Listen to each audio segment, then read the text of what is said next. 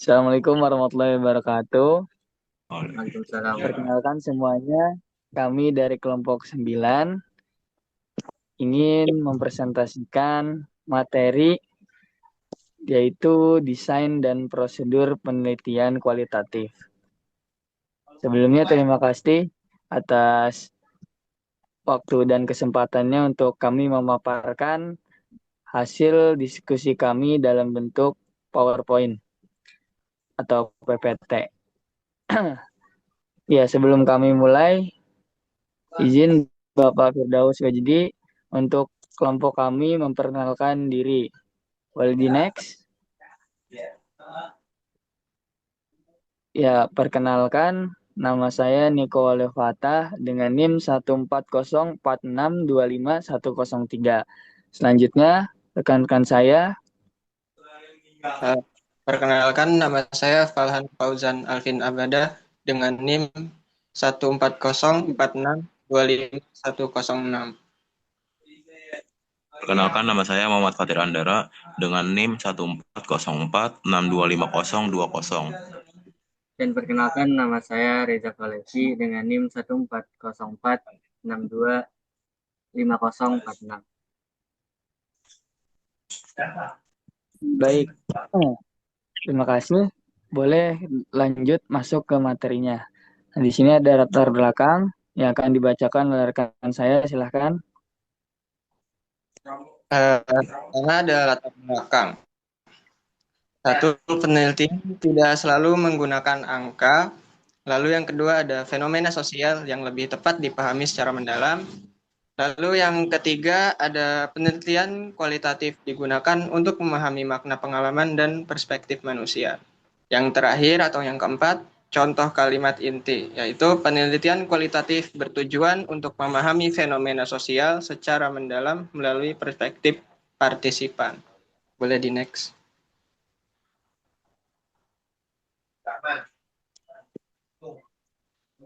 Selanjutnya ada pengertian penelitian kualitatif. Definisi penelitian kualitatif. Penelitian kualitatif adalah metode penelitian yang digunakan untuk memahami fenomena sosial atau perilaku manusia secara mendalam dengan menekankan pada makna, proses, dan perspektif subjek yang diteliti. Lalu fokus pada makna proses dan pengalaman. Yang pertama ada makna atau meaning. Penelitian kualitatif berusaha memahami bagaimana individu memberi arti terhadap suatu peristiwa atau fenomena. Jadi yang dicari bukan angka tetapi penafsiran, persepsi, dan pemahaman subjektif dari partisipan. Lalu ada proses. Peneliti tidak hanya melihat hasil akhir, tetapi juga bagaimana suatu fenomena terjadi dari awal hingga akhir. Misalnya, bagaimana seseorang belajar beradaptasi atau mengalami perubahan dalam suatu situasi. Lalu ada pengalaman atau experience. Penelitian kualitatif menggali pengalaman langsung yang dialami individu termasuk perasaan, pandangan, dan cerita hidup mereka. Hal ini membantu memahami fenomena secara lebih mendalam dan manusiawi. Lalu yang ketiga ada data narasi dalam penelitian kualitatif. Disajikan dalam bentuk teks, kata, kalimat, atau paragraf. Bersifat deskriptif dan mendalam. Mengandung makna pengalaman dan perspektif subjek, tidak menggunakan angka sebagai data utama. Fokus pada proses, bukan hanya hasil. Boleh, next slide.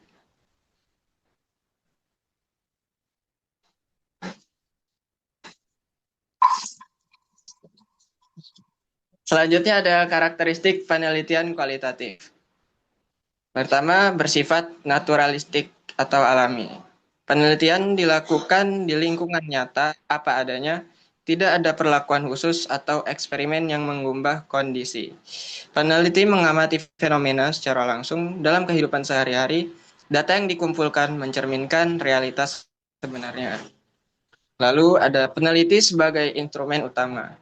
Dalam penelitian kualitatif, peneliti sebagai instrumen utama berarti bahwa peneliti sendiri menjadi alat utama dalam mengumpulkan dan menganalisis data. Artinya bukan kuesioner atau alat ukur statistik. Yang paling berperan, tetapi kemampuan peneliti dalam memahami situasi, berinteraksi dengan subjek, serta menafsirkan data. Lalu ada data bersifat deskriptif. Dalam penelitian kualitatif, data bersifat deskriptif berarti data yang dikumpulkan berupa kata-kata kalimat, narasi, atau gambaran, bukan angka-angka statistik. Lalu ada analisis bersifat induktif. Peneliti mengumpulkan data terlebih dahulu, observasi, wawancara, dan juga dokumentasi. Dari data tersebut, peneliti mencari pola, tema, atau makna. Setelah itu, baru dibuat kesimpulan atau teori berdasarkan temuan di lapangan. Ada fokus pada makna. Fokus pada makna dalam penelitian, terutama kualitatif, berarti peneliti melihat data secara permukaan, tetapi berusaha memahami arti, pengalaman, dan perspektif dari subjek penelitian. Untuk materi selanjutnya akan disampaikan oleh rekan saya.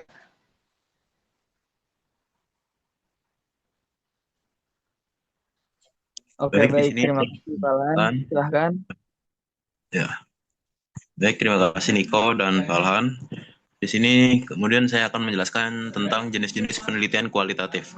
Penelitian kualitatif ini dibagi menjadi 4. Yang pertama itu ada studi kasus atau case study.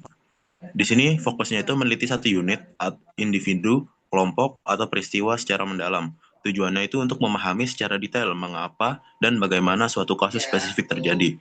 Contohnya itu analisis mendalam strategi bertahan satu toko kelontong di tengah kepungan minimarket modern. Kemudian ada fenomenologi.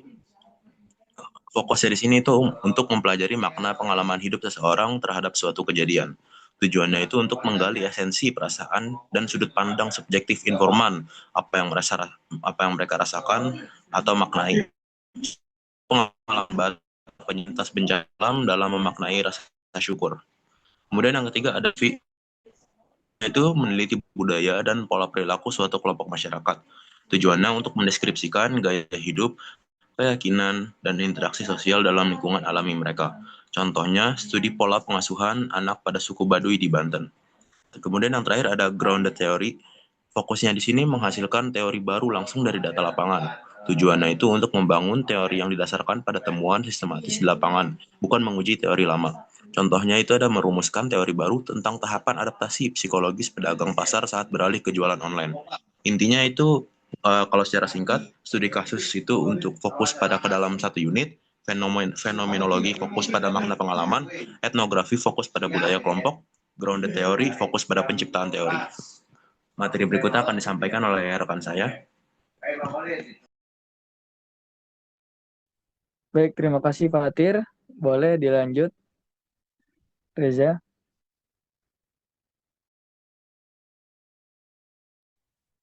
Oke, baik. Terima kasih Niko dan Niko atas kesempatannya. Untuk materi selanjutnya adalah teknik pemilihan informan dalam penelitian kualitatif. Nah, sebelum kita masuk ke tekniknya, mungkin bisa saya jelasin untuk pengertian informan itu adalah sumber data utama dalam penelitian kualitatif. Informan itu lebih itu kayak yang memberikan informasi gitu, dan dia dipilih itu karena memiliki pengalaman atau pengetahuan terkait dengan topik atau satu bahasan yang kita ingin uh, teliti seperti itu. Nah, informan itu berbeda dengan yang namanya responden dalam kuantitatif. Kalau responden itu kan ya dia mengisi kuesioner yang merespon suatu pertanyaan gitu kan, pertanyaan yang ya udah terstruktur. Tapi kalau informan itu dia memberikan jawaban-jawaban atau memberikan informasi-informasi yang kita minta langsung pada saat sesi uh, penelitian kualitatif ini, sesi wawancara seperti itu. Terus untuk tujuan pemilihan informan itu mendapatkan data yang mendalam dan relevan, terus memahami fenomena dari sudut pandang langsung dari sumber atau langsung dari orang-orang yang terlibat langsung seperti itu. Lalu menggali pengalaman, makna dan perspektif. Lalu untuk contohnya adalah misal kalau kita pengen meneliti suatu organisasi, kita bisa mengambil informan yang dia saat itu menjabat sebagai pengurus inti dari organisasi tersebut.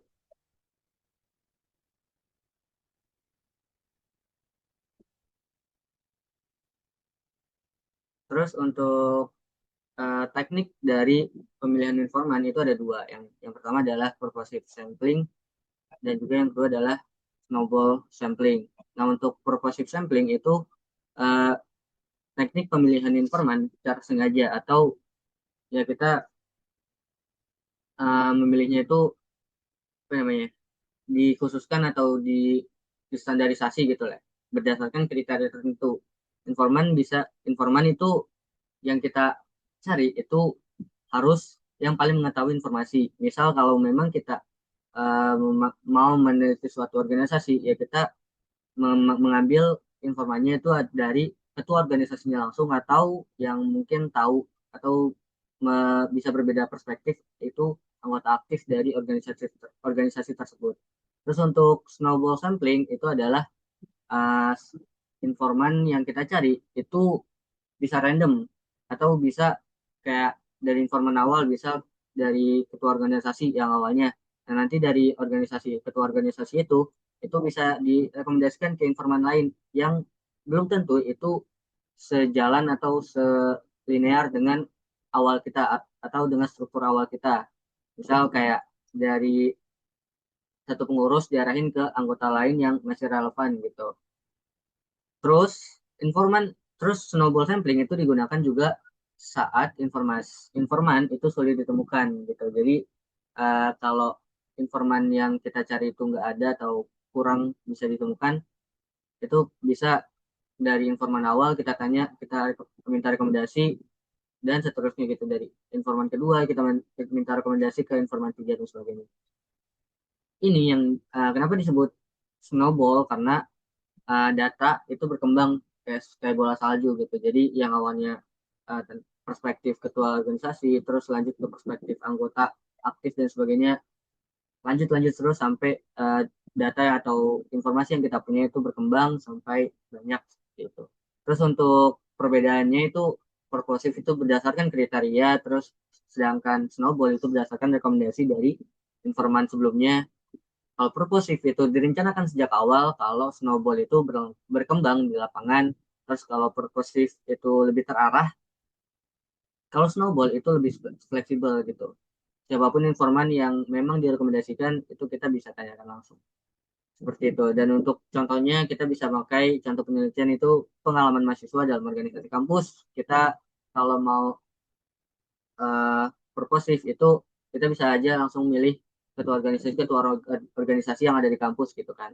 Nah, kalau itu kalau purposive. Kalau snowball sampling itu kita bisa aja pakai dari anggota satu ke anggota yang lain, terus nanti minta rekomendasi lagi ke anggota yang lain lagi ke anggota yang lain seperti itu.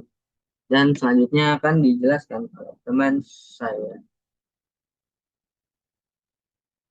Oke, baik. Terima kasih Reza. Dan yang lain, baik. Lanjut, yaitu ada teknik wawancara. Nah, jenis wawancara dalam penelitian kualitatif itu ada tiga ya.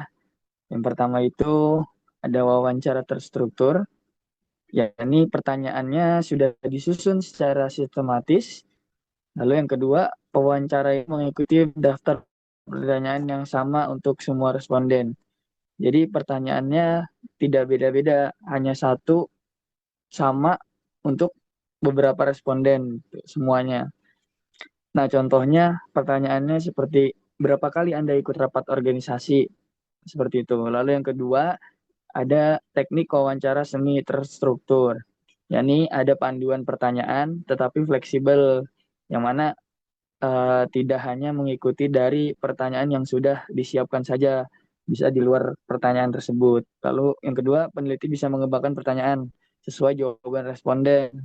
Jadi apabila jawaban dari responden mungkin beda-beda, nah di situ bisa dikembangkan menjadi pertanyaan-pertanyaan lain seperti itu. Contohnya, bagaimana pengalaman Anda selama mengikuti kegiatan organisasi?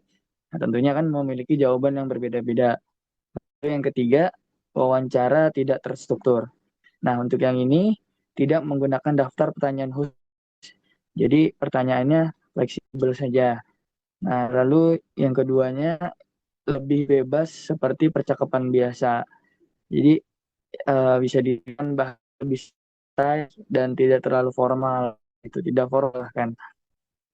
Contohnya ceritakan pengalaman Anda di organisasi. Nah, jadi ya seperti bercerita saja gitu, tidak terlalu rumit. Boleh dilanjut.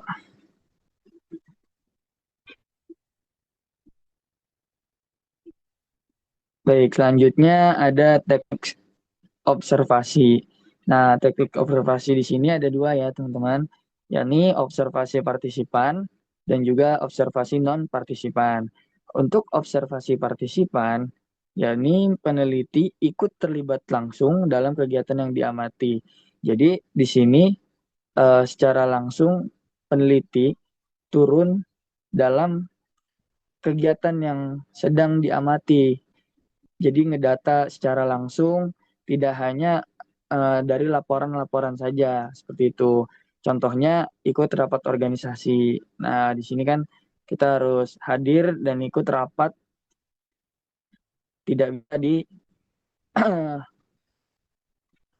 diwakilkan atau di selanjutnya ada observasi non partisipan. Nah, peneliti hanya mengamati tanpa ikut terlibat. Nah, di sini peneliti hanya mengamati saja, jadi tidak ikut terjun langsung ke lapangan atau ke tempat kejadian. Contohnya mengawati rapat tanpa ikut. Jadi memang mungkin bukan kewajibannya untuk rapat gitu. Oke, baik, boleh dilanjut. Ya, selanjutnya ada keabsahan data. Nah, dalam penelitian kualitatif ini, keabsahan data itu bisa diuji dengan dua ya, dua cara, yaitu yang pertama ada triangulasi.